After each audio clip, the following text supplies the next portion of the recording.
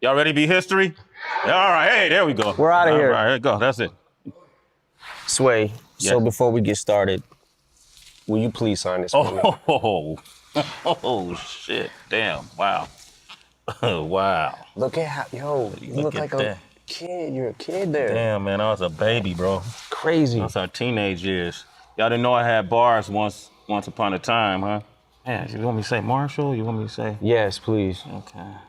That's M-A-R. That's H-A-L-L. Yeah, there you go. Look Hell at that, yeah, man. I man. signed a vinyl for him, man. Look at that, man. Look at. Incredible. Look Yo, at that shit. your signature's so much better than mine. Thanks, man. Yeah, no problem, man. Man, you threw me off with that.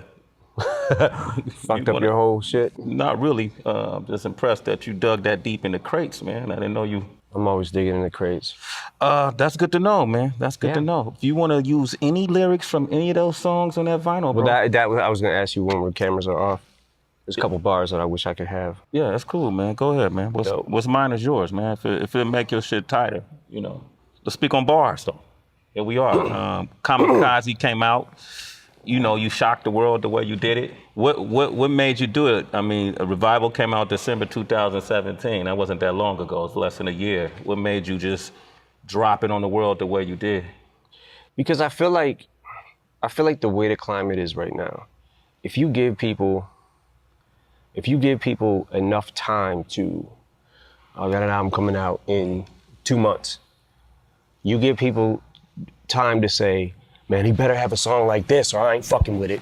If he don't have a song like this, I ain't fucking with it. Yeah. He better not be rapping like this. He better not be rapping about this or I'm not gonna fuck with it. And when you go into an album, you can go into anything with the mindset of this is gonna suck. And then even if you kind of don't feel that way, you're already kind of formed your opinion in front of all your friends and you know what I'm saying? Like, so I feel like giving them no warning was the best thing to do just because it doesn't give people enough time to, you know, when the Revival track list came down the pipe. Yeah, I remember that. It was like, overwhelmingly, this shit is gonna be trash. Yeah. And that was before nobody really wanted to be wrong about it. Yeah. They had already formed, I'm not saying everybody, but a lot of people had already, formed their opinions. So. Yeah, that was interesting. Like Revival really ran through the ringer, so to speak, before it even got off the ground. But, you know, this is that day and age. You know, it's different now, right? Yeah. You know, how have you adjusted to that? Like before, which is what I find interesting about you, before you spent your whole career being critiqued and criticized by organizations like LGBTQ community or college campuses or police departments, you know, but hip hop always stood by you. So that was, that's where you found your refuge. But now it came from inside of hip hop. You know, how did that affect you? Me sitting back and seeing things that I saw, it was kind of like, I felt a bunch of different ways. I felt like, okay, maybe because it doesn't sound like everything else and what most people are doing, maybe that was what tainted their ear. Because I remember a time in hip hop where you had to be so different from the next person or you were trash. There's a shift somewhere that happened that if it doesn't sound like everything else, then it's trash automatically. Yeah. And I just sat back like, okay, all right, I can take that. It's not like I can't take constructive criticism, but I feel like it kind of went beyond constructive criticism. So I had to go back to it and look, I have made albums that definitely probably would not be the top of my list. Encore. Okay. Relapse, which I believe Encore is a better album than Relapse. Relapse is something that I looked at in a couple of years, went back to and cringed at. I was like, oh, Jesus Christ, I didn't even realize I was doing that many accents. I just started, for whatever reason, I just got into it and was just like, started on this weird serial killer vibe kind of thing. Yeah. And started wanting to talk crazy and started bending words more. And the only way you can bend them is with this accent, trying to use this one. Like, And a couple years later, in making recovery and slipping out of that, getting out of the accents and beyond it, made recovery. Yeah. And I always say that if it wasn't for relapse, I wouldn't have been able to make recovery. And if it wasn't for revival, I wouldn't have been able to make this album. So I'm good with it. It just, some people more than others went a little far with it. A little far with it. I want to get into that too. And I almost, when I listen to Kamikaze and I hear some people say, man, that's the vintage M we wanted. We wanted Shady back, right? And when I listen to it, man, I have to admit, man, I hear something in you on this album that kind of made me rejoice in a way I've done in the past. I like the fact that you're not running from the criticism. I like the fact that in this digital age, you're not, cowering and then reforming to what people think you should sound like or how people think you should act, and you're calling it out. And I actually like some of these review shows that you see on YouTube, and they take people's music and they have fun with it. I look at these kids, and I see us when we were young. I see myself when I was younger before YouTube, and we'll go through a G-Rap album and, oh, this was dope, that was dope. A Far Side album, this was dope. Yeah. They just kind of doing that, right? And you address them. So you're that in tuned, like in the beginning of Ringer, when you talk about if you critique me, you can make millions. If I critique you, there's nothing I really. Yeah, it gets into the territory where it's like you got, okay, so since the internet has become what the internet's become, and since YouTube and all that, you've got so many, how can I say this? It's almost like not enough Indians, too many chiefs.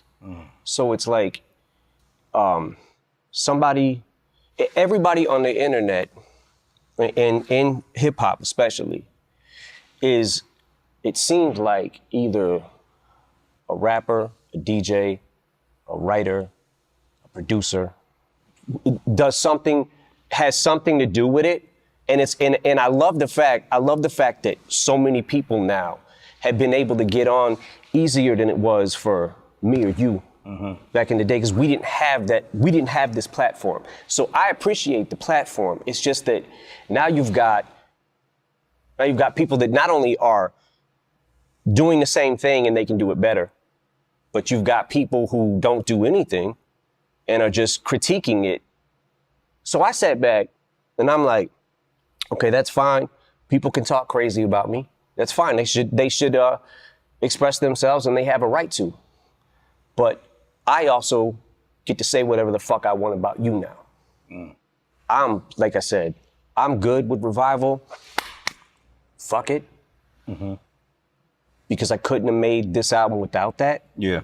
And there is something, I'm not gonna lie, there is something inside me that is a little more happy when I'm angry.